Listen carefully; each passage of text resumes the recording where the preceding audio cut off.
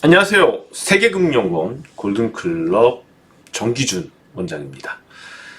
국내 주식시장이 뻗어나가지는 못했습니다. 그렇지만은 안정적인 매물 소화 과정을 거치고 있다. 개인적으로 그렇게 분석을 하는 한 주였습니다. 하락 종목 수가 유독 주 후반으로 갈수록 좀 많았어요. 코스닥 특히 더 그랬었고요. 그러니까 지수에 비해서 상승 종목 수가 많지 않다. 그러니까 이게 의미하는 것은 수급이 어느 한쪽으로 쏠리고 있다. 이렇게 얘기를 할 수 있을 것 같아요. 너무 시장에서 특성적인 쪽에 대한 흐름이 유지가 되다 보니까는 수급 흐름이 소외된 종목들이 오히려 많다는 거죠. 그러니까 개인 투자자들한테는 어떻게 보면은 좀 안 좋은 장세예요. 확률적으로 안 좋은 장세예요. 근데 이제 개인 투자자 중에서도 좀 아마추어를 벗어나는 정도의 수준이 되었거나 아니면 프로 투자자들한테는 사실상 쏠쏠한 장세입니다. 단면적으로 우리가 SK 하이닉스 흐름을 보더라도 좀 그럴 것 같고요. 그리고 코스닥 시장에서는 또 알테오젠, 그 다음에 엔켄, 주 후반에 좀 빠지기는 했지만, 그러니까 이런 종목들을 보면은 지금 장세가 과연 좀 더디게 흘러가는 장세가 맞나 싶을 정도기도 해요. 자, SK 하이닉스 주가를 먼저 보면서 설명을 드린 게 맞을 것 같아요. 오늘 166,900원, 거의 17만원까지 올라갔죠. 자, 차트 흐름인데요. 이거는 코스피 지수나 삼성전자나 다른 반도체 종목이나 비교했을 때 좀 훨씬 특별하죠. SK하이닉스 주가가요. 월봉상으로 놓고 보더라도 사상 최고치를 만들어내고 있습니다. 지금과 같은 국내 주식시장의 분위기에서 시가총액 2위 종목이 신고가를 치고 있다? 이거는 상당히 고무적이죠. 시가총액 1위고 같은 업종에 있는 삼성전자하고도 다른 분위기입니다. 그러니까 지금 시장을 단면적으로 보여준다는 거죠. 지금 SK 하이닉스 주가 흐름과 삼성전자 흐름이 다르다는 것만. 그리고 또 코스피 지수하고도 시장 상황은 또 SK 하이닉스를 보면은 시장 상황은 또 다르다는 거죠. 이거는 우리가 지수를 보고 아니면 업종을 보고 이렇게 공략해서 들어갔을 때 좋은 성과가 나기는 쉽지 않다는 겁니다. 제약바이오도 마찬가지예요. 제약바이오마다 천차만별이고요. 알테오젠 아까 말씀을 드렸는데 이건 코스닥에서 원체 강하게 튀어오르는 종목이어서 HLB도 시가총액 3위에 올랐잖아요 지금. 그 다음에 알테오젠도 시가총액 4위에 등극을 했고, 코스닥 제약바이오 시가총액 상위 종목들도 이렇게 선전을 하고 있는 상황이고, 그렇지만은 또 코스닥 시가총액 탑 차지하고 있는 에코프로 BM 그리고 에코프로는 바닥을 기고 있어요. 양상이 다르죠. 그러니까 에코프로와 에코프로 BM이 주가 흐름이 좋지 않는데 또 코스닥 지수를 보게 되면은 코스닥은 점진적인 회복세거든요. 시가총액 상위 종목하고 지수 흐름이 다르고, 최근에 그러면 이런 지수 흐름과 또 알테오젠 이런 종목들, 엔캠 시가총액 5위로 등극한 엔캠은 시가총액이 너무 많이 올라왔었죠. 이거는 시장의 투기성은 짙어졌다는 것을 그대로 여실히 나타내집니다. 제가 주식시장에 투기 바람이 부는 게 좋다 그랬나요? 나쁘다 그랬나요? 좋다고 얘기를 드렸어요. 그러니까 투기가 없으면은 시세 형성이 안 돼요.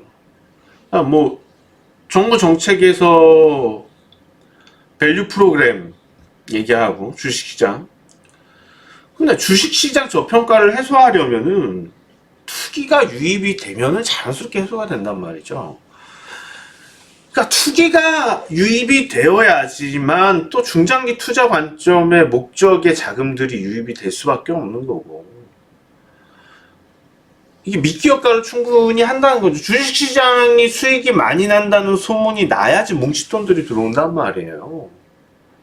맨날 까진다는 소문, 맨날 까인다는 소문 가지고는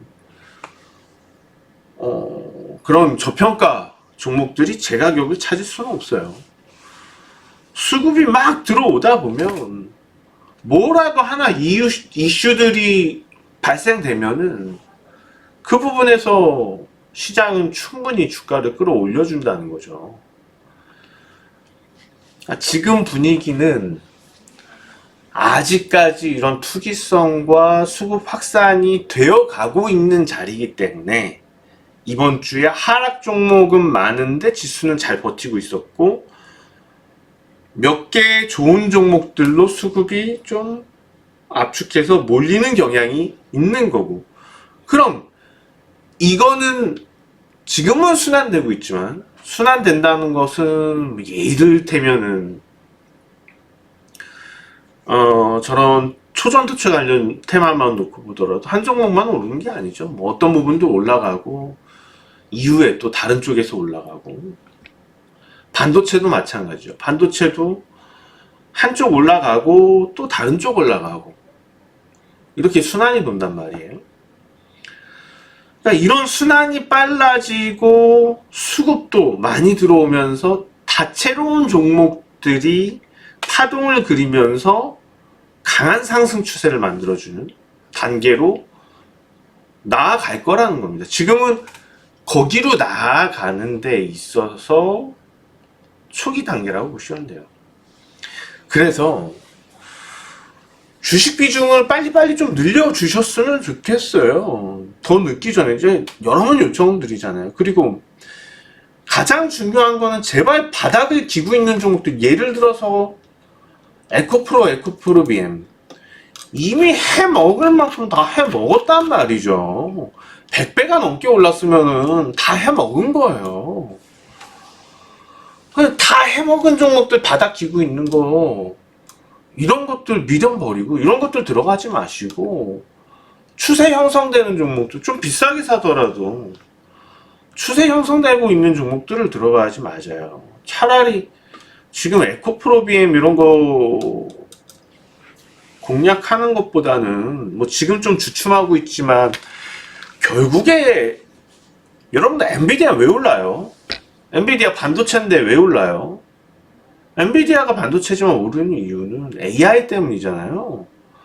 제가 봤을 때 지금 산업의 가장 큰 이슈는 AI고요. 한국에서 특히 이 AI와 관련돼서는 아직은 생소하지만 향후 3년 후에만 놓고 보더라도 정말 많은 변화들이 있을 겁니다. 일단 오픈 AI에서 AI 동영상 플랫폼 만들었단 말이에요. 오픈해 냈단 말이에요. 실사 같은 동영상을 유저가 어떤 조건으로 만들어 달라 그러면 1분 이내 동영상을 만들어요. 그럼 당장 CF를 생각을 해보자고요. 뭐 영화 제작은 불가능하죠. 1분 이하니까. 근데 우리 CF를 생각해보면은 1분 이하면은 웬만한 CF 다 되거든요. 1분 이내로. 보통 광고가 이제 15초짜리, 30초짜리 1분 그렇게 되니까 다 된단 말이죠.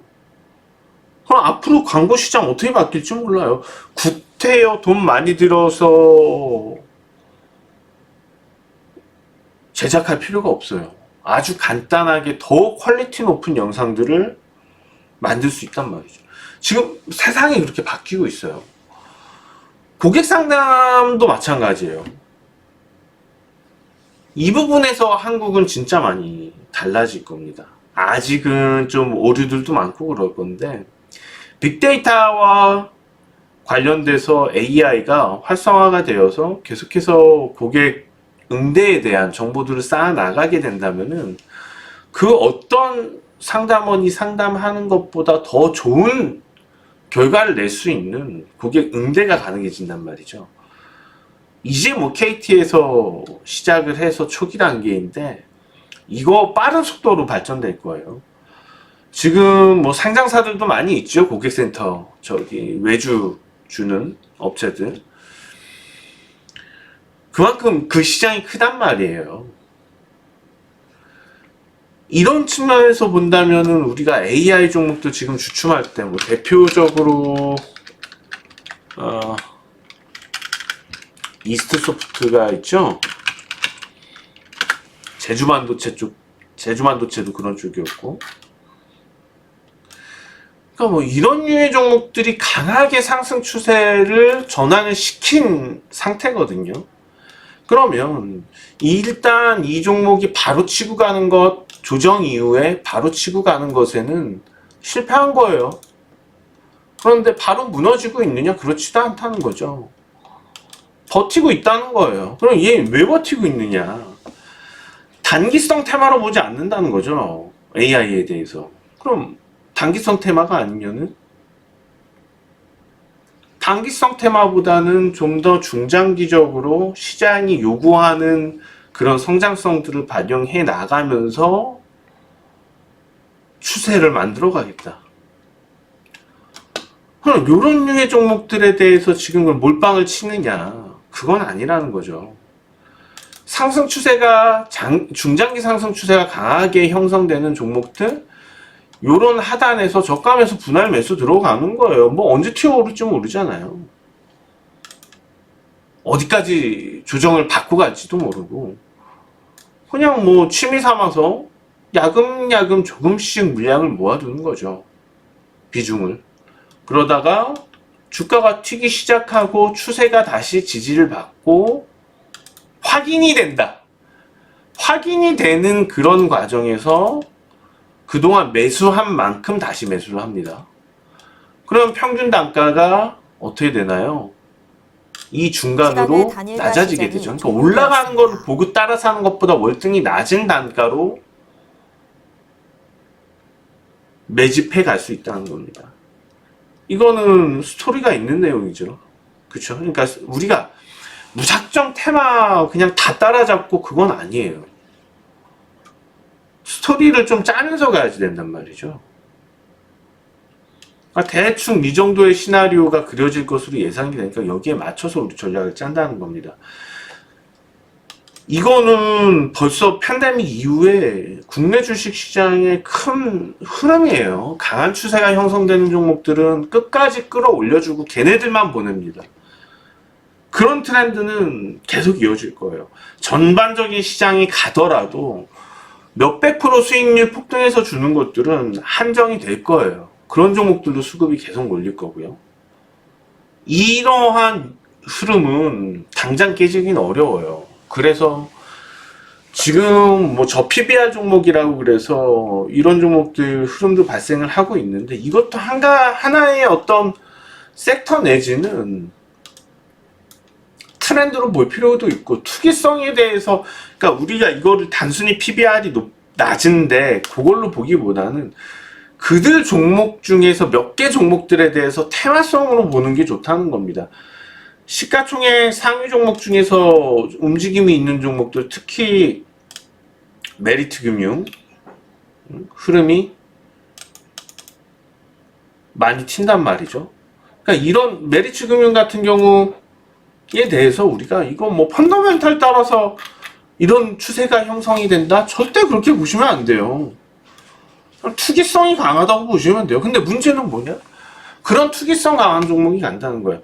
오늘 메리츠 금융지주가 9% 이렇게 오르면서 선언한 건 그거예요. 나 어디까지 오를지 몰라. 나 건드렸어. 어떻게 되나 봐. 그거예요. 엄청 오를 거예요. 조정도 보이겠죠. 조정 보였다 갈 수도 있고 그거는 생각을 하면 안 돼요. 지금 단계에서는. 모르는 걸 왜 생각을 해요? 이게 이만큼 조정을 받았다가 훅 여기서부터 치고 갈지, 응? 밑에서부터 다시 차근차근 치고 갈 것인지, 아니면은 쉼 없이 그냥 여기서 바로 치고 갈 것인지, 그건 몰라요.